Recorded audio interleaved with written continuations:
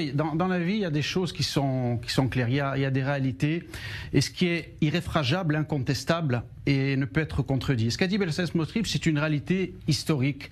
Le peuple palestinien n'existe pas. Je vais le répéter ce soir aussi.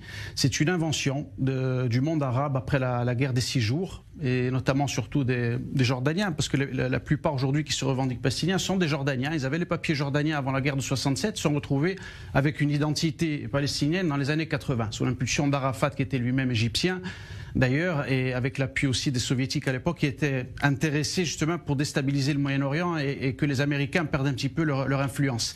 Le peuple palestinien ne peut pas exister, Benjamin, parce que tout simplement aucune entité politique indépendante n'a existé dans ce pays, sur la terre d'Israël, et ne s'est jamais intitulée Palestine tout au long de l'histoire.